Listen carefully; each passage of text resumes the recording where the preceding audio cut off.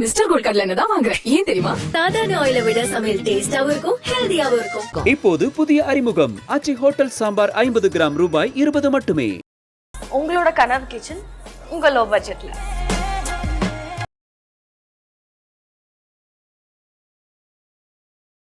IBC Tamil நேயர்களுக்கு வணக்கம். இன்றைய நேர்காணலில் நம்மோடு இணைந்திருப்பவர் வழக்கறிஞர் சத்யகுமார் அவர்கள். வணக்கம். வணக்கம். 55வது ஜிஎஸ்டி கவுன்சில் மீட்டிங் நடந்து முடிஞ்சிருக்கு ராஜஸ்தான்ல. தமிழ்நாடு மட்டும் இல்லை, இந்தியாவில் இருக்கக்கூடிய முக்கிய அமைச்சர் பெருமக்கள், அதே மாதிரி முதலமைச்சர்கள்லாம் பங்கேற்றாங்க. மத்திய அமைச்சர் நிர்மலா சீதாராமன் தலைமையில் அந்த நிகழ்வானது நடந்து முடிஞ்சிருக்கு. ஃபஸ்ட்டு தமிழ்நாடுல ஜிஎஸ்டி 2000, அதாவது இந்தியாவில் ஜிஎஸ்டி வரும்பொழுது 2017 நீங்கள் எடுத்து பார்த்தீங்கன்னா பல்வேறு கருத்தரங்கங்கள் எல்லா இடத்துலையுமே ஜிஎஸ்டிக்கு ஒரு சோல் சப்போர்ட்டராக இருக்கிறது என்னோட வியூஸ் நான் கொடுத்துருந்தேன். ஜிஎஸ்டிக்கு இன்றைக்கும் நான் சப்போர்ட்டர் தான். ஆனால் இப்போ இருக்கிற ஃபார்ம் ஆஃப் ஜிஎஸ்டிக்கு நான் சப்போர்ட்டர் கிடையாது. அதையும் நான் சொல்ல விரும்பணும். ஏன்னா 2017 ஜிஎஸ்டி வரும்பொழுது நம்மளாம் என்ன நினச்சிருப்போம், விலைவாசி கட்டுக்குள்ளே வரும், ஜிஎஸ்டி ரேட்டு தொடர்ச்சியாக மாற்ற மாட்டாங்க, ஒரு சாமானிய மனிதர்கள் ஏழை மக்கள் பயன்படுத்தக்கூடிய பொருட்களுக்கு ஜிஎஸ்டி விதிக்க மாட்டாங்க, கன்சியூமர் பிரைஸ் இண்டெக்ஸில் இருக்கக்கூடிய 80% ப்ராடக்ட்ஸ்க்கு வராது அப்படிங்கிற அசம்ஷன்ஸை பேஸ் பண்ணி தான் டாக்ஸேஷன் மாடலை, எக்கனாமிக் ஃபண்டமெண்டல்ஸை பேஸ் பண்ணி தான் நம்ம டாக்ஸேஷன் மாடலை சப்போர்ட் பண்ணுறோம். ஆனால் அந்த எக்கனாமிக் ஃபண்டமெண்டல்ஸ் இப்போ மாற்றி அமைச்சு எக்ஸ்ப்ளாய்டேஷன் மாடலில் டாக்ஸேஷன் போகும்போது ஜிஎஸ்டியோட தவறு கிடையாது, அது கவர்மெண்ட் பாலிசியோட தவறு தான் அப்படிங்கிறத நம்ம புரிஞ்சுக்கணும் சங்கர். இது ஏன் நான் தவறுன்னு சொல்கிறேன்னா, இது பார்த்தீங்கன்னா ஜிஎஸ்டி கவுன்சில் தான் இந்த முடிவு எடுக்கிறாங்க. கன்வீனியண்ட்டாக ஸ்டேட்ஸ் இதை எதிர்க்கிறதும் இல்லை, யூனியன் ஃபினான்ஸ் மினிஸ்டர் இதுக்கான விளக்கங்கள் கொடுக்குறாங்க. இல்லை, இப்போது நீங்கள் ஆரம்பத்தில் சொன்ன விஷயத்துலேருந்து நினைக்கிறேன். இப்போது 2017 ஒரு விஷயத்தை இவங்க அமல்படுத்த நினைக்கிறாங்க. இப்போ இருக்கக்கூடிய ஃபார்ம், இப்போ இருக்கக்கூடிய அந்த ஜிஎஸ்டி சிஸ்டங்கிறது சரியா இல்லை அப்படின்னு நீங்கள் சொல்கிறீங்க. இப்போ 2017 இப்போ 2024 டிசம்பர் மாதத்து வரைக்குமே பார்த்தீங்கன்னா ஸ்டேட்லேயுமே கவர்மெண்ட் சார்பாக இருக்கக்கூடிய ரெப்ரசன்டேட்டிவ் பங்கேற்கிறாங்க. இதெல்லாம் ஏன் இந்த மாதிரி சில சேஞ்சஸ் தெரியுது? நீங்கள் 2017 இம்ப்ளிமெண்ட் பண்ணும்போது நீங்கள் இதெல்லாம் சொன்னீங்க, ஆனால் இதெல்லாம் நீங்கள் கடைபிடிக்க மாட்டேங்கிறீங்க அப்படிங்கிறத ஸ்டேட் கவர்மெண்ட்டாக இருக்கிறவங்க ஏன் சொல்ல மாட்டேங்கிறாங்க அப்படிங்கிற ஒரு ஸ்டேட் கவர்மெண்ட்டுக்கே சொல்லலாம் தான். இப்போது GST is a convenient carpet where state பொறுப்பெடுத்துக்கிறது கிடையாது. ஏன்னா டீமாக ஜிஓஎம் போகிறாங்க, குரூப் ஆஃப் மினிஸ்டர்ஸ் போகிறாங்க ஜிஎஸ்டி கவுன்சில். அது ஒரு மினி பார்லிமெண்ட் மாதிரி, பார்லிமெண்ட் ஃபார் ஃபினான்ஸ் அப்படின்னு வச்சுப்போமே. ஃபினான்ஸுக்கு ஒரு பார்லிமெண்ட், அதில் யூனியன் ஃபினான்ஸ் மினிஸ்டர்ஸ் இருக்காங்க, ஸ்டேட் ஃபினான்ஸ் மினிஸ்டர்ஸ் இருக்காங்க, ரெப்ரசன்டேட்டிவ் ஆஃப் த ஸ்டேட்ஸும் இருக்காங்க, செக்ரட்டரிஸும் போகிறாங்க சர்டன் டைம்ஸ். ஏன்னா மினிஸ்டர்ஸ்க்கு பல விஷயங்கள் தெரியாமல் இருக்கும், அப்போ செக்ரட்டரிஸும் போகிறாங்க. அப்படி போகும் பொழுது அங்கே உட்கார்ந்து டிஸ்கஸ் பண்ணுற ஃபர்ஸ்ட் அந்த டிஸ்கஷனே மக்களுக்கு தெரியறதில்ல. இப்போது பாப்கார்ன் மேலே டாக்ஸேஷன் போட்டிருக்கோம், நம்ம அதை பற்றி டிஸ்கஸ் பண்ண போகிறோம். பாப்கார்னுக்கு தமிழ்நாட்டில் இருக்கக்கூடிய ஃபினான்ஸ் மினிஸ்டர், தமிழ்நாடோட ஃபினான்ஸ் மினிஸ்டரோட வியூ என்ன அப்படிங்கிறத அவர் கண்டிப்பாக அங்கே சொல்லியிருப்பாரு. ரெண்டாவது, யூனியன் ஃபினான்ஸ் மினிஸ்டர் அந்த வியூக்கு கவுண்டர் வியூ என்ன கொடுத்தாங்க, தங்கம் தென்னரசு அவர்கள் பார்ட்டிசிபேட் பண்ணியிருக்கும் போது இஸ் வெரி நாலேஜபிள் பர்சன். டெஃபினட்டாக டிஎம்கேக்கு ஜிஎஸ்டி மேலே ஒரு ஸ்டாண்ட் இருக்குது, ஏன்னா very good legal team. Similarly BJP பொறுத்த வரைக்கும் ரெவன்யூ ஏற்றக்கூடிய எல்லா ஸ்டெப்ஸுமே அரசாங்கத்துக்கு தேவை, இன்னைக்கு ரெவன்யூ தேவை. ஆனால் யூனியன் ஃபினான்ஸ் மினிஸ்டர் பாப்கார்னுக்கு டாக்ஸேஷனை முன்மொழிஞ்சாங்களா, இல்லை ஸ்டேட் குரூப் ஆஃப் மினிஸ்டர்ஸ் சேர்ந்து பாப்கார்ன் மேலே டாக்ஸ் போடணும்னு சொன்னாங்களா, இல்லை ஃபிட்மெண்ட் கமிட்டின்னு ஒன்று இருக்குது. ஃபிட்மெண்ட் கமிட்டினா ரேட்ஸை தீர்மானிக்கக்கூடிய கமிட்டி. நான் டெக்னிக்கலாக போகிறேன், ஏன்னா சாமானிய மனிதர்கள் இதெல்லாம் தெரிய வாய்ப்பு இல்லை. ஜிஎஸ்டி கவுன்சிலுக்குள்ள ஃபிட்மெண்ட் கமிட்டின்னு இருக்குது. ஃபிட்மெண்ட் கமிட்டி என்னன்னா, எந்தெந்த பொருட்கெல்லாம் ரேட்டை ஏற்றலான்னு ஒரு கமிட்டி, குறைக்கணும்னு இல்லை, எந்தெந்த பொருட்கெல்லாம் ரேட்டை ஏற்றினா எவ்வளோ வருமானம் வரும்னு. அப்போது இப்போ இந்தியாவில் எது அதிகமாக கன்சியூம் ஆகுதோ, எது ட்ரெண்ட் அதிகமாக இருக்கோ அதை பிடிச்சா நிறைய ரெவன்யூ வருங்கிறது தான் இவங்களோட அனாலிசிஸாக இருக்கும். அப்படிதான் அவங்க பாப்கார்னை பிடிச்சிருக்காங்க. டெஃபினட்டாக பாப்கார்னுங்கிற அந்த இண்டஸ்ட்ரி இன்னைக்கு எவ்வளோ இருக்கும்னு நினைக்கிறீங்க? நம்ம ஒரு பாப்கார்ன் சினிமா தியேட்டர் போகும்போது ஒரு நாள் சாப்பிட்றோம், இல்லாட்டி வெளியில் கடையில் மளிகை கடையில் வாங்கி சாப்பிடுவோம். சம்டைம்ஸ் கடலை மிட்டாய் வாங்கும்போது சின்ன சின்ன கடைகளில் மஞ்சள் தூள் போட்டிருக்கோம், அதை சாப்பிடுவோம். நீங்கள் பாப்கார்ன் ஹிஸ்ட்ரி எடுத்து பாருங்கள், நம்ம எப்படி பாப்கார்ன் இன்ட்ரோடியூஸ் ஆகிருப்போம். நம்ம வீட்டு முன்னாடி சாயங்காலத்தில் சைக்கிளில் யாரோ அந்த கவரில் பாப்கார்ன் எடுத்துகிட்டு வருவார், வெள்ளை கலரில் தான் இருக்கும் அந்த பாப்கார்ன். அதை வாங்கி வீட்டில் கொடுப்பாங்க, அதை நம்ம சாப்பிடுவோம். அதுக்கப்புறம் பாப்கார்ன் என்னைக்காவது நம்ம கடல் மிட்டாய் கடைக்கு போகும்போது அவர் வச்சிருப்பாரு, அவர் தான் அந்த கடல் மிட்டாய் வரைக்கும் போது அதே மாதிரி கார்னை வறுத்தாருன்னா பாப்கார்ன் கிடைக்கும். சப்சிக்வெண்ட்டாக பார்த்தீங்கன்னா ஆக்ட் 2 மாதிரி நிறுவனங்கள் அட்வர்டைஸ்மெண்ட் பண்ணி பேக்கேஜ் பண்ணி நீங்கள் குக்கரில் போட்டால் பாப்கார்ன் பண்ணலான்னு வந்தது. அப்படி நம்ம கொஞ்சம் ட்ராவல் பண்ணோம். அதுக்கப்புறம் தியேட்டர்ஸில் வந்து விநியோகம் பண்ணுறவங்க, கேன்டீன் நடத்துகிறவங்க என்ன பண்ணாங்க, அவங்க வந்து ப்ரொக்யூர் பண்ணி, கடல் மிட்டாய் கடையில் ப்ரொக்யூர் பண்ணி அவங்க வித்துக்கிட்டு இருந்தாங்க. அதுக்கப்புறம் என்ன ஆச்சு, சத்தியம் மாதிரி இருக்கக்கூடிய பெரிய பெரிய தியேட்டர்ஸ், மல்டிப்ளெக்ஸ் தியேட்டர்ஸ் வரும்பொழுது அவங்க வந்து பாப்கார்ன் விநியோகத்தை அவங்களே எடுத்துக்கிட்டாங்க. அந்த பாப்கார்னில் என்ன மாதிரியான இனோவேஷன் தான் வேர்ல்டு லெவல் நடக்குது, என்னென்ன மசாலாலாம் இருக்குன்னும் போது அந்த மாதிரி தியேட்டர்ஸ் வந்து அதை பிளவரப்படுத்த ஆரம்பிச்சாங்க. ஸோ பாப்கார்னோட வேல்யூ செயின் விவசாயியை தாண்டி அதோட வேல்யூ ஆகப்பட்டது அதிகபட்சமாக தியேட்டரில் பார்க்க முடியுது, அப்புறம் மளிகை கடையில் பார்க்க முடியுது. இன்டர்நேஷ்னல் லெவல்லையும் இன்னைக்கு பாப்கார்ன் வந்து ஒரு இம்பார்ட்டன்ட் கன்சம்ஷன் பாயிண்ட்ல இருக்கு. டிஃப்ரெண்ட் ஃப்ளேவர்ஸ் ஆஃப் பாப்கார்ன் நம்மளால பார்க்க முடியுது. அப்படி இருக்கும் பொழுது மொத்த டோட்டல் இந்த இண்டஸ்ட்ரியுடைய total turnover in India இன்னைக்கு எடுத்து பார்த்தீங்கன்னா 8000 கோடி. இது 2030 16,000 கோடியா மாறதுக்கான வாய்ப்பு இருக்கிறத நம்மளால பார்க்க முடியுது. இன்ஃபேக்ட் சில ரிப்போர்ட்ஸ் என்ன சொல்றாங்கன்னா இது வந்து ஒரு 12,000 கோடி 13,000 கோடி இருக்கலாம். பட் அவுட்டர் லிமிட் எடுத்துப்போம், 16,000 கோடி மார்க்கெட்டா இது மாறதுக்கான வாய்ப்பு இருக்கிறதுனால கவர்மெண்ட் என்ன நினைக்கிறாங்க, சிம்பிள், சங்கர் பாப்கார்ன் கன்சியூம் பண்றாரா, சத்யா கன்சியூம் பண்றாரா, இல்ல சத்யாவோட வருமானம் என்ன, உங்களோட வருமானம் என்ன, ஏழையோட வருமானம் என்ன, அவங்களுக்கு கவலை இல்லை. அவங்க எப்படி பாக்குறாங்க, 8,000 கோடி இன்னைக்கு, நாளைக்கு 16,000 கோடி ஆகுது. 16,000 கோடி மேல 3 விதமா டாக்ஸ் போடலாம். 5%, 12%, 18% போட்டுடலாம். அவங்களுக்கு ஏழை இதுல பாதிக்கப்படுறாங்களா இல்லையா அப்படிங்கிறது வந்து சிந்தனை பண்றாங்களா இல்லையான்னு கூட எனக்கு தெரியல. அதுதான் என்னோட வருத்தமே.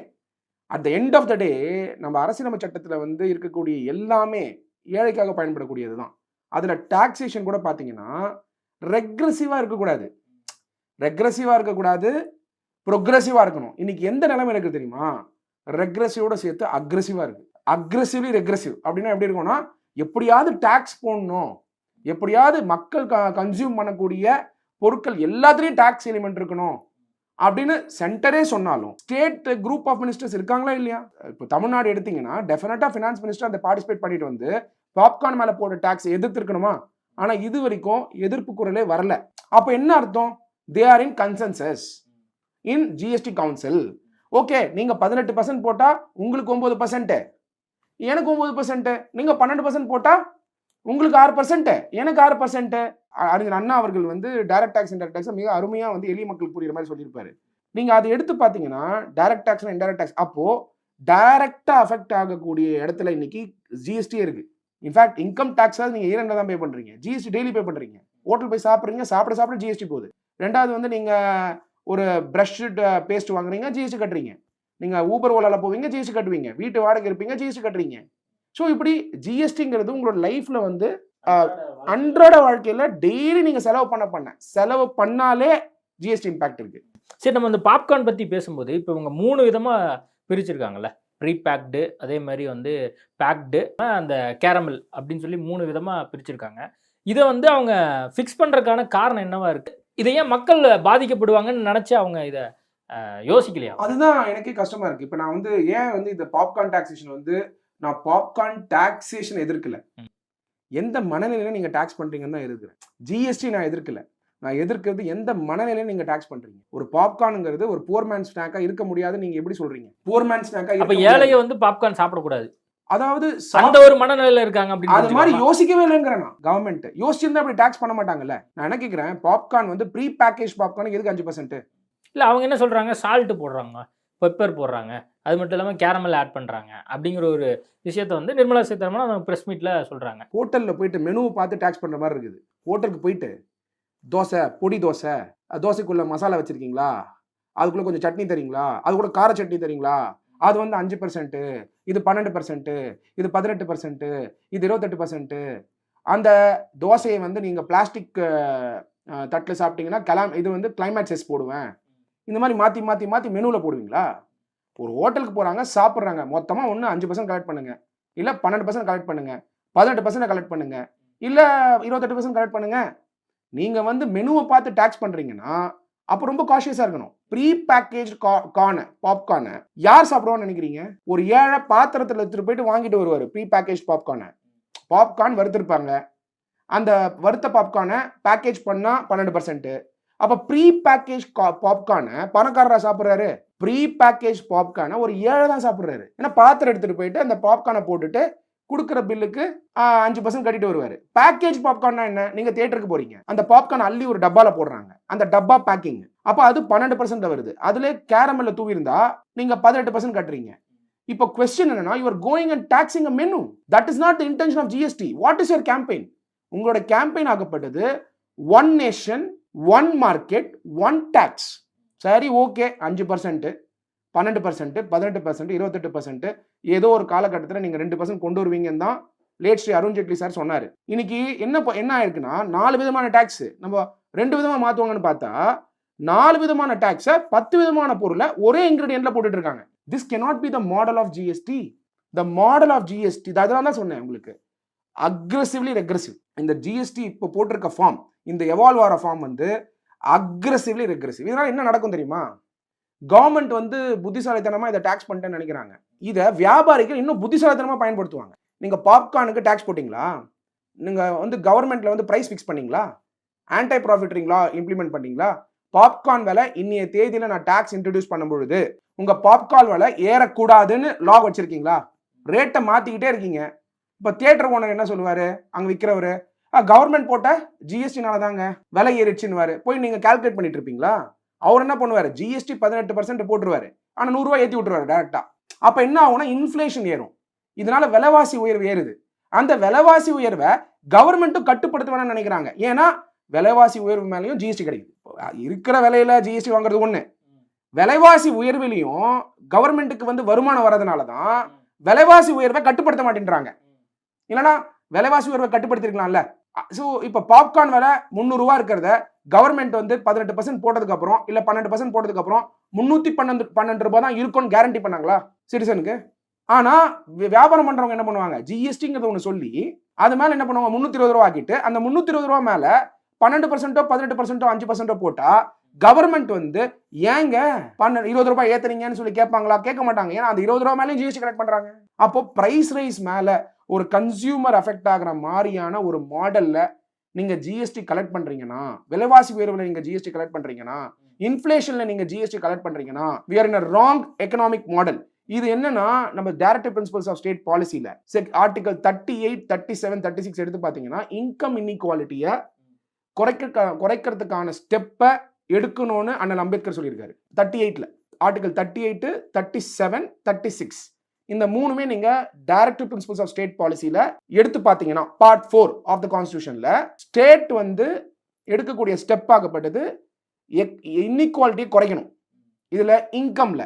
ஆனா விலைவாசி உயர அந்த விலைவாசி உயர்வு மேல நீங்க ஜிஎஸ்டி போட்டீங்கன்னா அந்த விலைவாசி உயர்வு ஆல்ரெடி பர்டன், அந்த விலைவாசி உயர்வு மேல நீங்க ஜிஎஸ்டி போட்டீங்கன்னா அந்த ஜிஎஸ்டி மேல வருமானத்தை நீங்க கவர்மெண்ட் எடுத்தீங்கன்னா இதுதான் அக்ரெசிவ்லி ரெக்ரெசிவ் ப்ராக்டிஸ். இப்போ ஒரு புள்ளி வரும், government collect ₹20 lakh crore from GST in financial year of 24 அப்படின்னு சொல்லி ஒரு தகவல் வந்து டெக்கான் ஹெரால்டில் வந்திருக்கு. நிறைய வரிகள் இருந்து அதை ஒருங்கிணைக்கிறதுக்காக ஜிஎஸ்டிங்கிற ஒரு விஷயத்தை நாங்கள் கொண்டு வந்தோம் அப்படின்னு சொல்லி சொல்கிறாங்க. அப்போ இதனால கவர்மெண்ட்டுக்கு தானே வந்து ஓரளவுக்கு லாபம். அது மட்டும் இல்லாமல் அந்த கவர்மெண்ட் ஸ்கீமுக்கு வந்து இது தேவைப்படும் தானே இந்த மாதிரி ஜிஎஸ்டியோட வருமானம் அதிகரிக்க. யூனியன் ஃபினான்ஸ் மினிஸ்டர் வந்து இந்த எலெக்ஷன் 2024 எலெக்ஷனுக்கு முன்னாடி வரைக்கும் ஜிஎஸ்டி வருமானம் வந்ததை செலிப்ரேட் பண்ணிட்டு இருந்தாங்க.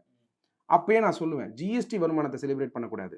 அதானி, அம்பானி, டாப் 10 பணக்காரர்கள் பே பண்ற டாக்ஸ் இவ்வளவு அதிகமா இருக்குன்னு செலிப்ரேட் பண்ணிடு. ரெண்டாவது, அவங்க கடன் வாங்கிட்டு கொடுக்காம போன அந்த பணத்தை ரிகவர் பண்ணாங்கன்னு செலிப்ரேட் பண்ணிருக்கணும். ஆனா நம்ம என்ன செலிப்ரேட் பண்ணிட்டு இருந்தோம்னா 2024 முன்னாடி as a government we were celebrating saying நம்ம ஜிஎஸ்டி கலெக்ஷன் ஏறுதுன்னு. ஜிஎஸ்டி கலெக்ஷன் ஏறுதுன்னு செலிப்ரேட் பண்ணா என்ன மீனிங் தெரியுமா? எல்லா மக்களுக்கும் ஜிஎஸ்டி வந்து ஏறி இருக்குன்னு அர்த்தம். ஏழை மக்களும் சோப்பு, அமாம் சோப்பு ஒருத்தர் வாங்குறாருங்க எக்ஸாம்பிளுக்கு, ஏழை வாங்கினாலும் சரி பணக்காரன் வாங்கினாலும் சரி ஒரே ஜிஎஸ்டி தானே கட்டணும். பணக்காரருக்கு டிஃபரெண்ட் ரேட் ஆஃப் ஜிஎஸ்டியும் ஏழைக்கு ஒரு டிஃபரெண்ட் ரேட் ஆஃப் ஜிஎஸ்டி மாதிரி இல்ல. ஆனா இன்கம் டாக்ஸ் ஆகப்பட்டது ஏழைக்கு இல்லாம கூட இருக்கலாம். ஆனா பணக்காரருக்கு இன்கம் டாக்ஸ் இருக்கா இல்லையா அதை நீங்க நெட்டி பாக்குங்க. இந்த ஜிஎஸ்டி வந்து கம்மி பண்ணிட்டு ஜிஎஸ்டி கம்மியாகி இன்கம் டாக்ஸ் எந்த நாட்டில் ஏறுதோ அந்த நாடு தான் ப்ரொக்ரெசிவ் பாத்துக்கு போகும். எந்த நாட்டில் நீங்க இன்கம் டாக்ஸை இண்டிவிஜுவல்ஸ்க்கும் அதிகமாக்கி கார்பரேட்ஸ்க்கு கம்மி பண்ணி கோஆபரேட்டிவ் சொசைட்டியை அதிகப்படுத்தி டாக்ஸை ஏழை மக்கள் மேல ஜிஎஸ்டி போடுறீங்களோ அந்த நாடு வந்து வெல்ஃபேர் ஸ்டேட் கிடையாது. இன்னைக்கு வந்து கவர்மெண்டோட பாலிசிஸ் வந்து I'm not saying union government, I'm not getting into the union government, state government. GST கவுன்சில்ல பேசினதை வாய்ஸ் அவுட் பண்ண வேண்டியது ரெஸ்பெக்டிவ் ஸ்டேட் கவர்மெண்ட்டோட ஃபினான்ஸ் மினிஸ்டரோட ரெஸ்பான்சிபிலிட்டி. இல்ல ஜிஎஸ்டி கவுன்சிலோட மீட்டிங்கை லைவ் பண்ணுங்க, மக்கள் பார்க்கட்டும், யார் மக்களுக்காக பேசுறாங்கன்னு பார்க்கட்டும். பார்லிமெண்ட்ல நடக்கிறது லா, இங்க நடக்கிறது மக்களோட வாழ்க்கையை தினந்தோறும் பாதிக்கக்கூடிய விஷயம். நீங்க லைவ் பண்ணுங்க ஜிஎஸ்டி கவுன்சில் மீட்டிங்க. அரவிந்த் சுப்ரமணியம் அவர் வந்து இந்த ஜிஎஸ்டி தொடர்பாக ஒரு ட்விட் ஒன்று போடுறாரு. This is a national tragedy violating the spirit of good and simple tax the GST was meant to be அப்படின்னு சொல்லி போடுறாரு. The folly is compounded because instead of at least moving in the direction of simplicity, greater complexity, difficult of enforcement and just a irrationalist and sad அப்படின்னு சொல்லி அவர் போட்டிருந்தாரு. கரெக்டா கேட்டீங்க, நல்ல observation Shankar. I have to appreciate you. அவர் என்ன சொல்ல வராரு, அரவிந்த் சுப்ரமணியம் அவர்கள் பாத்தீங்கன்னா இதே இவங்க கவர்மெண்ட் இருக்கும் போதே தான் அவர் வந்து சீஃப் எக்கனாமிக் அட்வைசரா வச்சிருந்தாங்க. இப்போ அவரோட பாயிண்ட் என்னன்னா, குட் அண்ட் சிம்பிள் டாக்ஸா இருக்க வேண்டியதை ரேட்டோட முடிய போறது இல்ல, இது என்ஃபோர்ஸ்மெண்ட்டுக்கு வரப்போகுது, இஷ்யூவா வரப்போகுது, லா என்ஃபோர்ஸ்மெண்ட் வந்து இஷ்யூவா வரப்போகுதுன்னு சொல்றாரு. Super point. ஏன் தெரியுமா, ஜிஎஸ்டி கட்டி முடிச்சதுக்கு அப்புறம் தொழில் பண்றவங்களுக்கு இன்னொரு பிரச்சனை இருக்கு. நீ கட்டின ஜிஎஸ்டி தப்பு, நீ எடுத்த உள்முக வரி தப்பு, நீ ஆக்சுவலா 18% கட்டியிருக்கணும், நீ 12% தான் கலெக்ட் பண்ண அப்படின்னு நோட்டீஸை கொடுக்க வேண்டியது. நோட்டீஸ் கொடுத்த உடனே அவர் என்ன பண்றாரு, வழக்கறிஞர்கள், சார்ட்டர்ட் அக்கௌண்டன்ட், கன்சல்டன்ட்ஸ் போகும்போது அதுக்கு விடையும் யார்கிட்டயுமே கிடையாது. அதுக்காக என்ன பண்றாரு, அடிப்படை உரிமை பாதிக்குதுன்னு ஹைகோர்ட், அதாவது கான்ஸ்டிடியூஷனல் கோர்ட்ஸ்க்கும் சுப்ரீம் கோர்ட்ஸ்க்கும் போயிட்டு ரிட் பெட்டிஷன் தாக்கல் பண்றாரு. ரிட் பெட்டிஷன்லையும் அவர் வந்து டைரக்ஷன் வாங்கிக்கிறான்னு வச்சுக்கோங்க. ஒரு சமயம் அந்த ரிட் பெட்டிஷன் கொடுத்துருக்க டைரக்ஷன் பேஸ் பண்ணி ஆர்டர்ஸை குவாஷ் பண்றாங்க. ஏன்னா அது கான்ஸ்டிடியூஷன் இல்லைன்னா கவர்மெண்ட் என்ன பண்றாங்கன்னா ஜிஎஸ்டி கவுன்சில்ல அதுக்கு அகைன்ஸ்டா லா பாஸ் பண்றாங்க, அதுக்கு அகைன்ஸ்டா தீர்மானம் எடுக்கிறாங்க. ஒரு எக்ஸாம்பிள் எடுத்துக்கோங்களேன், சஃபாரி ரெட்ரீட்னு ஒரு கேஸ். அதுல பாத்தீங்கன்னா அசசிக்கு ஃபேவரா அந்த ஜட்மெண்ட் வருது. இப்போ இந்த ஜிஎஸ்டி 55th கவுன்சில் மீட்டிங்ல அந்த ஜட்மெண்ட்டை ரிவர்ஸ் பண்றதுக்கு கவுன்சில் முடிவு எடுத்திருக்காங்க. இது ரெட்ராஸ்பெக்டிவா இல்லாத ஒரு சட்டத்தை கொண்டு வர ட்ரை பண்றாங்க. இது வந்து aggressive.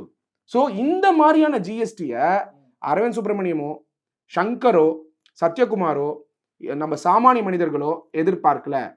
Promise of the government, promissory doctrine of promissory estoppel, promise of the government என்ன, one nation, one market, one tax. நிஜமா சொல்லுங்க, ஒன் டாக்ஸானு? இது ஒன் டாக்ஸா? Multiple rate of tax. அப்புறம் மெனுக்குள்ள போய் டாக்ஸ் பண்றீங்க, ஹோட்டல் மெனுக்குள்ள போய் டாக்ஸ் பண்றீங்க. ஹோட்டலுக்கு நீங்க டாக்ஸ் பண்ணல, நீங்க சாப்பிட்ற ஃபுட்டுக்கு 5% ஒன்று சொல்லிடுங்க, இல்ல 12% சொல்லிடுங்க. அப்ப அட்லீஸ்ட் ஏழை போய் சாப்பிடும் போது அது 12% நான் சாப்பிட மாட்டேன்னு சொல்லிடுவாரு, இல்ல 18% நான் சாப்பிட மாட்டேன், எதுக்குப்பா அவ்வளவு டாக்ஸ் கட்டணும்னு யோசிப்பாரு.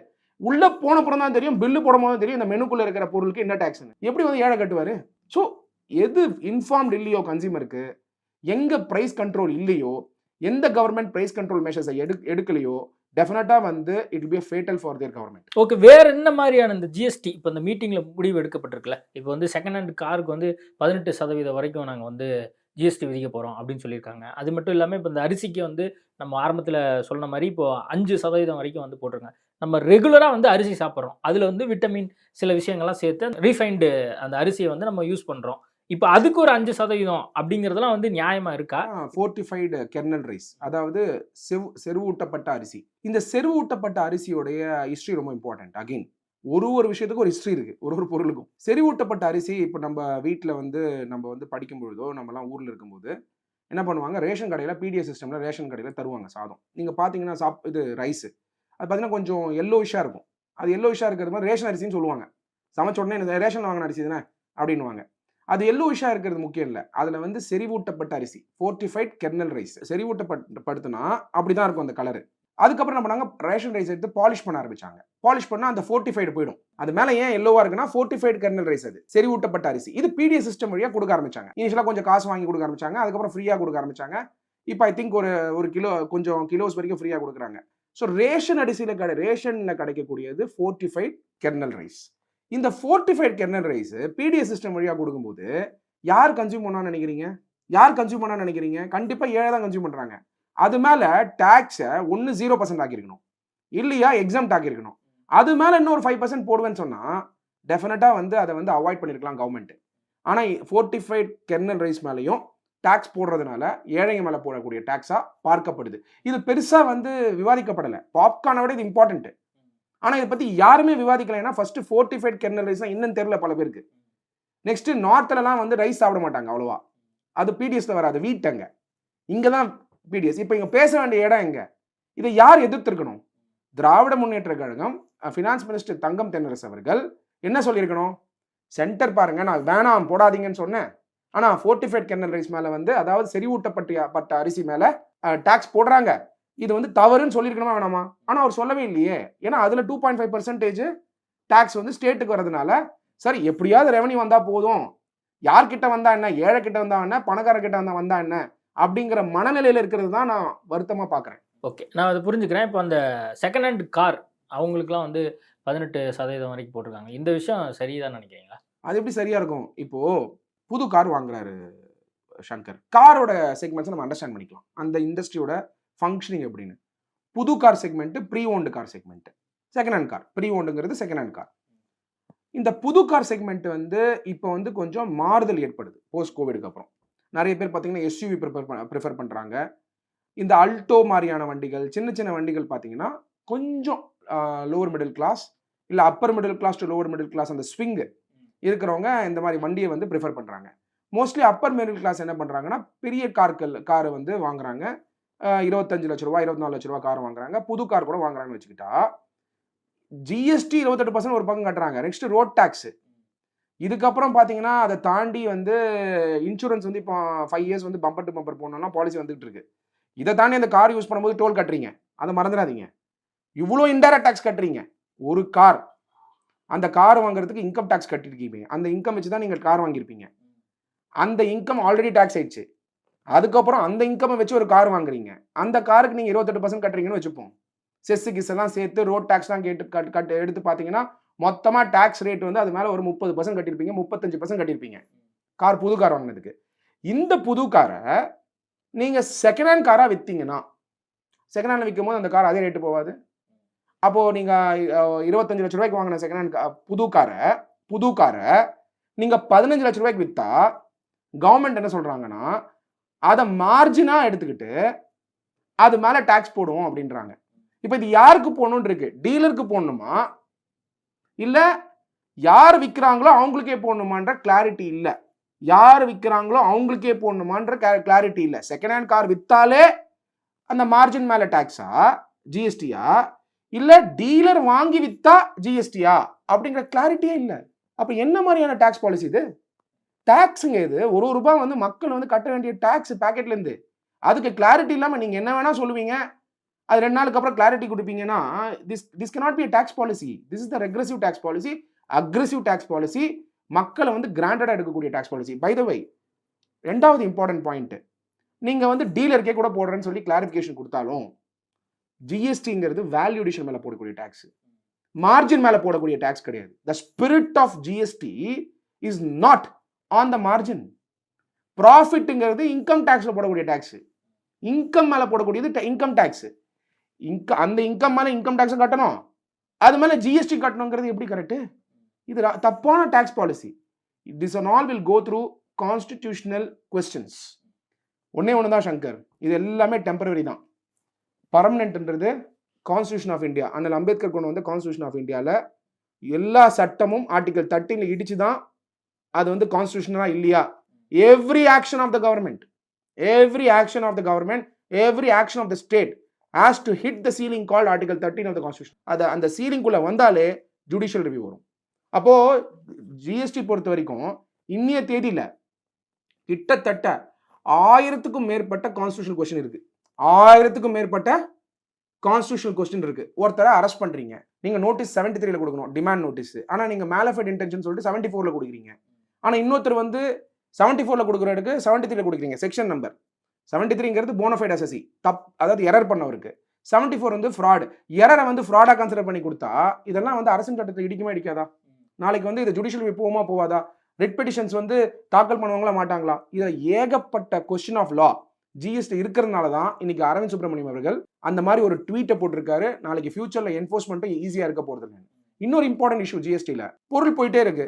இப்போ எப்படி போலீஸ்காரர்லாம் பார்த்தீங்கன்னா ஃப்ரைடே அரெஸ்ட் பண்ணுறது, அது வந்து அரெஸ்ட்டுக்கு பண்ணுவாங்க. இப்போ எப்படின்னா பொருள் அரெஸ்ட் பண்ணுறது நடக்குது. எப்படின்னா பொருள் போயிட்டு இருக்கு, எங்க பில்லை காட்டுங்கன்றாரு. ஈவே பில்ல பார்த்தீங்கன்னா அந்த ட்ரக்ல வந்து அந்த நம்பர் இருக்காது, அந்த வண்டியோட நம்பர் இருக்காது, வேற ஒரு வண்டியோட நம்பர் இருக்கும். வரும்போது எங்கேயாவது பஞ்சர் ஆகிட்டு இருக்கும். பஞ்சர் ஆனாலும் அந்த பொருள் எடுத்து இன்னொரு வண்டியில் வச்சிருப்பாங்க. இந்த மாதிரியான நம்பர் வந்து மேட்ச் ஆகலன்னு சொல்லி அந்த பொருள் வந்து பார்த்தீங்கன்னா பேக்கேஜ் ப்ராடக்டாக இருக்கும், ஷிப் பண்ண வேண்டியதாக இருக்கும். இல்லை எடுத்துகிட்டு போய் டெலிவர் பண்ண வேண்டியதாக இருக்கும். அதை வந்து டைம் ஆகிறதுனால நஷ்டமும் அடைகிறாங்க. நீங்கள் ஃப்ரைடே வந்து எந்த கவர்மெண்ட் ஆஃபீஸ் ஒர்க் பண்ணுவாங்க? சாட்டர்டே சண்டே எங்கே போவார் அசசி? அதுக்கப்புறம் மண்டே தான் ஒன்று நீதிமன்றத்துக்கு போகணும், ரிட் பெட்டிஷன் தாக்கல் பண்ணணும், இல்லாட்டி நீங்கள் போயிட்டு டிபார்ட்மெண்ட்டில் ரெப்ரசென்ட் பண்ணணும். அதுவும் பெனல்ட்டி கட்டினதுக்கப்புறம் தான் அதை அலோவ் பண்ணுவாங்க. இந்த மாதிரியான என்ஃபோர்ஸ்மெண்ட் இஷ்யூஸும் ஜிஎஸ்டியில் இருக்கிறத மறக்கக்கூடாதுன்னு தான் அரவிந்த் சுப்ரமணியம் அந்த மாதிரி ட்வீட் போட்டிருக்காரு. So GST as a whole நம்ம யோசிச்சது 2017 இப்படி கிடையாது. நம்ம யோசிச்சது simple tax, one rate, one tax, இல்ல 2 டாக்ஸ், இல்ல 4 டாக்ஸ் இன்ட்ரோடியூஸ் பண்ணாங்க. 2 டாக்ஸா 7 வருஷத்துல மாத்துவாங்க தான் நம்பணும். ஆனா இன்னைக்கு பாத்தீங்கன்னா மல்டிபிள் டாக்ஸ், மல்டிபிள் மெனு லெவல்ல போயிட்டாங்க. அன்னபூர்ணா ஸ்ரீனிவாசன் அவர்கள் கேட்டது 100% ரைட். நார்மல் பண்ணுனா ஒரு ரேட்டு, அதை கட் பண்ணி கிரீம் தடவனா ஒரு ரேட்டு, அதை ஜாம் தடவனா ஒரு ரேட்டு, அதை பேக் பண்ணா ஒரு ரேட்டு. அப்ப எந்த ரேட்டு எதுக்கு போடணும்னு எப்படி தெரியும்? ஸோ இந்த மாதிரியான பல சிக்கல் இருக்கிறத நான் மட்டும் சொல்லலை, தணிக்கை குழு, control and auditor general of India, அவங்களுடைய ரிப்போர்ட்ஸ்லையும் பர்ஃபார்மன்ஸ் ஆடிட்ஸ் பண்ணி கிளியரா டாக்ஸேஷன் இஷ்யூஸ்ல என்னென்ன இருக்குன்றத ஒரு வாட்டியும் கவர்மெண்ட்டுக்கு சொல்லிக்கிட்டு தான் இருக்காங்க. அதனால வந்து இந்த மாதிரியான லார்ஜர் இஷ்யூஸ் வந்து டெஃபினட்டா வரக்கூடிய நாட்களில் ஜிஎஸ்டி அது மட்டும் இல்லாமல் காம்பன்சேஷன் செஸ், தமிழ்நாடு, மகாராஷ்டிரா, குஜராத் மாதிரி இருக்கக்கூடிய ஸ்டேட்ஸ் வந்து மேனுஃபேக்சரிங் ஸ்டேட், அவங்களுக்குலாம் காம்பன்சேஷன் கொடுக்கணும், ஜிஎஸ்டி காம்பன்சேஷன். அது டிலே ஆனதை நம்மளே பார்த்தோம் 2021. ஸோ அப்போ ஃபினான்ஸ் கமிஷன் வழியாக இது எப்படி சரி பண்ண போறாங்க, இது வந்து எப்படி வந்து ஜிஎஸ்டி வந்து நிலுவைத் தொகை வந்து ரெஸ்பெக்டிவ் ஸ்டேட்ஸ்க்கு வந்து ஃபியூச்சரில் கொடுப்பாங்க. It's not a matter of affecting common citizen. GST போடுறதுனால ஸ்டேட் ஃபெடரலிசமுக்கும் இஷ்யூஸ் இருக்கு. GST centre and state financial ரிலேஷன்ஷிப்ல இதெல்லாம் எப்படி சரி பண்ணுவாங்க அப்படிங்கிறத வரக்கூடிய நாட்கள் தான் தெரியும் சங்கர். இப்போ வேற என்ன விஷயங்கள், இப்போ இந்த ஜிஎஸ்டியில் புதுசாக நிறைய விஷயங்கள் வந்து டேக்ஸ்லாம் போட்டிருக்காங்கல்ல, வேற என்ன காமன் மேனை பாதிக்கக்கூடிய ஒரு விஷயமா நீங்கள் பார்க்குறது? ஸோ காமன் மேனுங்கிறது 2ஆ பிரிச்சுக்கணும் நம்ம ஜிஎஸ்டி பொறுத்த வரைக்கும். குறு சிறு தொழில் பண்ணுறவங்களுக்கு ஜிஎஸ்டி கம்ப்ளைண்ட்ஸ் வந்து ஒரு பேர்டனாக இருந்துகிட்டு இருக்கு. அவங்களுக்கு அந்த ஜிஎஸ்டி கம்ப்ளைண்ட்ஸ்க்கு வந்து லா வந்து ப்ராப்பராக இப்படி தான் பண்ணணும் அப்படிங்கிறதுக்கான ஒரு கைடன்ஸ் வேணும். அவங்க என்ன பண்ணுறாங்க, ஏதோ தெரிஞ்சதை பண்ணுறாங்க, ஏதோ ரிட்டர்ன்ஸ் ஃபைல் பண்ணுறாங்க, திடீர்னு ஒரு நாள் பார்த்தீங்கன்னா நீங்கள் நோட்டீஸ் இஷ்யூ பண்ணுறீங்க, அவங்க அதுக்கு ரிப்ளை பண்ணலன்னா பேங்க் அக்கௌண்ட்டை ஃப்ரீஸ் பண்ணிடுறீங்க. ஆனால் அந்த தொழிலே அழிஞ்சு போயிடுது, முடங்கிடுது. அதோட அவர் வந்து எந்திரிக்கவே முடியாது. ஏன்னா பேங்க் அக்கௌண்ட் ஃப்ரீஸ் பண்ணதுக்கப்புறம் அவர் என்ன பண்ணுவார், எப்படி தொழில் பண்ணுவார்? இப்போ எல்லாமே யூபிஐ அப்படின்னும் போது எப்படி தொழில் பண்ணுவார்? So government should be doubly cautious going forward. ஸ்டேட்டா சென்டரா அவங்களுக்குள்ள cross empowerment of law enforcement இருக்கா ஜிஎஸ்டியில், அதெல்லாம் செகண்டரி. ஆனால் குறு சிறு தொழில் பண்ணுறவங்கள நம்ம பாதுகாக்கணும். Point number 1. 2வது இம்பார்ட்டன்ட் பாயிண்ட், காமன் பீப்புள் பொறுத்த வரைக்கும் டேக்ஸ் அவுட்ஃப்ளோ கம்மியாகணும், சேவிங் இன்க்ரீஸ் ஆகணும். ஏன் இந்தியாவில் சேவிங் இன்க்ரீஸ் ஆகணும், டேக்ஸ் அவுட்ஃப்ளோ கம்மியாகணும்னா, India is not a country with social security. Shankar, உங்களுக்கு எனக்கு இன்னைக்கு எங்கேஜ், நம்ம வந்து ஒரு 70 இயர்ஸ் போனதுக்கப்புறம் எந்த இன்சூரன்ஸ் கம்பெனிக்காரனும் இன்சூரன்ஸ் கொடுக்கறது இல்லை. அன்னைக்கு தான் பணம் தேவை. இன்னைக்கு எல்லா இன்சூரன்ஸ்காரனும் வருவான், எல்லா இன்சூரன்ஸ் கம்பெனிக்காரனும் வருவாங்க, எல்லா கிரெடிட் கார்டு ஏஜென்சியும் வருவாங்க, லோன் கொடுக்குறவங்க 20 கால் 30 கால் பண்ணுவாங்க. ஏன்னா இப்போ நம்ம ஏர்ன் பண்றோம். அப்போ ஏர்ன் பண்ணும்போது வரவங்க ரிட்டர்ன் அனுப்ப வரது இல்லையே. அப்போ ரிட்டையர்மெண்ட் பிளான் சொல்லி சேர்த்து வைக்கிற பணத்தையும் நீங்க டாக்ஸா கலெக்ட் பண்றீங்க. You have to profile the citizen. ஒரு மிடில் கிளாஸா இருந்து இன்கம் டாக்ஸ் வந்து தொடர்ச்சியாக அவ்வளோ கட்டியிருந்தால் அவங்களுக்கு இந்த சோஷியல் செக்யூரிட்டி கொடுக்கணும், இல்லை இன்சூரன்ஸ் கம்பெனியை அதை வந்து பொறுப்பெடுத்துக்கணும் அப்படிங்கிற மாடல்லாம் இந்தியாவில் எவால்வ் பண்ண வேண்டிய கட்டாயத்தில் இருக்கும் சங்கர். யூத் பாப்புலேஷன் டீமோகிராஃபிக் டிவிடெண்ட்ன்றோம். அவர் யூத்தாக இருக்க வரைக்கும் தான் டீமோகிராஃபிக் டிவிடெண்ட். யூத்லேருந்து வெளில போயிட்டாருன்னா லயபிலிட்டி. அந்த லயபிலிட்டியை எப்படி வந்து கவர்மெண்ட் வந்து சீனியர் சிட்டிசனுக்கு அவங்களுக்கு ஹெல்ப் பண்ணுங்கிறத லயபிலிட்டின்னு சொல்லுவீங்களா? வயசு சின்ன வயசாக இருந்தால் எங்க ஏஜ்ல இருந்தால் டீமோகிராஃபிக் டிவிடெண்ட்ன்றீங்க. ஓல்டு ஏஜ் ஆகிட்டா என்ன பண்ணணும் கவர்மெண்ட்டு? சோஷியல் செக்யூரிட்டி கொண்டு வரணும். அமெரிக்காவில் இருக்கிறவங்களுக்கு கவர்மெண்ட் எல்லாமே பார்த்துக்கிறாங்க. நான் எல்லாமே பார்த்துக்கணும்னு சொல்ல வரல. I also understand the practical issues of our country. Not that I am blindfold to it. But minimum ஏதாவது தேவையில்ல. ஒரு 70 வயசு இருக்கிறவருக்கு ஹார்ட் ப்ராப்ளம் இருக்கு, அவருக்கு இன்சூரன்ஸே கிடைக்கலையே. அவங்க ஒன்று அவங்க வீட்டில் இருக்கக்கூடிய பசங்க பார்த்துக்கணும், இல்லை அவர் எங்கேயாவது கடன் வாங்கி கட்டணும். ஆனால் கடன் வாங்கி கட்டினதுக்கப்புறம் அவர் எப்படி ஏர்ன் பண்ணுவார்? ஆனால் அந்த சிட்டிசன் யங் ஏஜ் இருக்கும்போது பல டாக்ஸ் கட்டியிருக்காரு. அந்த ப்ரொஃபைலிங் பேஸ் பண்ணி ஏதோ ஒரு இன்சூரன்ஸ் வந்து அவர் கடைசி காலம் வரைக்கும் அட்லீஸ்ட் ஹெல்த்தியாவது பார்த்துக்கலாம். மோடி அவர்கள் பார்த்தீங்கன்னா ஆயுஷ்மான் பாரத் கார்டு கொடுத்துருக்காரு. ஆயுஷ்மான் பாரத் கார்டு எல்லா ஹாஸ்பிட்டல்லையும் இயங்குதா? பாதி ஹாஸ்பிட்டல் எடுத்துக்கிறதே கிடையாது. ஆயுஷ்மான் பாரத் கொண்டு வந்தால் கிடையாதுங்கன்றாங்க ட்ரீட்மெண்ட். அவர் எப்படி கட்டுவார்? நம்மளே பர்சனலாக பல இடங்களில் பாதிச்சிருப்போம். இதனால கண்ணு முன்னாடி நடக்குது. இதை பார்த்துட்டு எப்படி நீங்கள் வந்து கரெக்டாக நடக்குதுன்னு சொல்ல முடியும்? it is a responsibility of the union as well as I am not concerned about union government-ஆ ஸ்டேட் கவர்மெண்ட்டா யூனியனில் வந்து பிஜேபியா ஸ்டேட்டில் வந்து டிஎம்கேவா ஏடிஎம்கேவா காங்கிரஸா as a citizen I am concerned about what benefit my senior citizens will get when they are 65-70 when they are not able to earn. அவங்களுக்கு சோஷியல் செக்யூரிட்டி என்ன இருக்கு, அவங்களை கேர் பண்றதுக்கு என்ன ஸ்கீம் வச்சிருக்கீங்க? நீங்க சொல்லக்கூடிய Ayushman Bharat senior citizen card பாதி ஹாஸ்பிட்டல் எடுத்துக்க மாட்டேங்கிறாங்க. தமிழ்நாட்டில் சென்னையில் இருக்கக்கூடிய பிரபல ஹாஸ்பிட்டலில் எடுத்துப்பாங்களா? I can name, I don't want to do. Policy மாற்ற முடியுமா போயிட்டு உங்களால? அப்போ ஸ்டேட் கவர்மெண்ட்டாக இருக்கலாம், சென்ட்ரல் கவர்மெண்ட்டாக இருக்கலாம், போயிட்டு பாலிசி மாற்றுங்க. சொல்லுங்க, நீங்க ஆயுஷ்மான் பாரத் கார்டில் இருக்கக்கூடிய ட்ரீட்மெண்ட்டை கொடுக்கலனா உங்களுடைய லைசன்ஸ் கேன்சல் ஆகும் சொல்லுங்க. ஏன் அந்த மாதிரி ஒரு லா கொண்டு வர மாட்டேங்கிறீங்க? why are not penalizing them? Card 5 லட்ச ரூபாய் கொடுக்குறீங்க, 5 சும்மா ஒன்றும் கேட்கலையே, கவர்மெண்ட் 5 லட்ச ரூபாய் கொடுக்க தானே போறாங்க. அந்த கார்டையும் யூஸ் பண்ண மாட்டேன்னு சொன்னா அப்போ ஆயுஷ்மான் கார்டு வச்சிருக்கவங்க எல்லாம் ஏழை, அவங்க எந்த பணக்காரங்க போகக்கூடிய ஹாஸ்பிட்டலுக்கு போகக்கூடாது, அப்படியே வரீங்க பாயிண்ட். அப்போ government has to legislate properly to see to that the senior citizens are protected. GST collect பண்ணுங்க, ஆனா assure the social security of senior citizen. அது பண்ணா நீங்க ஸ்டெப் எடுக்கக்கூடியதெல்லாம் சப்போர்ட் பண்ணலாம். இல்ல அந்த கேரண்டி கொடுக்க முடியாது, நாங்க பாட்டு கலெக்ட் பண்ணிட்டே இருப்போம், ஆனா வந்து நாங்க எந்த கேரண்டி கொடுக்க மாட்டோம்னு சொன்னா the government cannot progress in that direction. Okay, நிறைய விஷயங்கள் குறித்து நம்ம பேசியிருக்கோம். காமன் மேன் நிறைய பேருக்கு புரிஞ்சிருக்கோம். அவங்க பார்த்துட்டு அதுக்கேற்ற மாதிரி அவங்களும் வருங்காலத்தில் அவங்களுடைய திட்டங்களை வந்து தீட்டட்டும். நேர்காணல் கொடுத்ததுக்கு மிக்க நன்றி. நன்றி. மிஸ்டர் கோல்ட் கடலை எண்ணெய் தான் வாங்குறேன். ஏன் தெரியுமா? சாதாரண ஆயிலை விட சமையல் டேஸ்டாவும் இருக்கும், ஹெல்தியாவும் இருக்கும். இப்போது புதிய அறிமுகம் ஆச்சி ஹோட்டல் சாம்பார் 50 கிராம் ரூபாய் 20 மட்டுமே. உங்களோட கனவு கிச்சன் உங்க லோ பட்ஜெட்ல.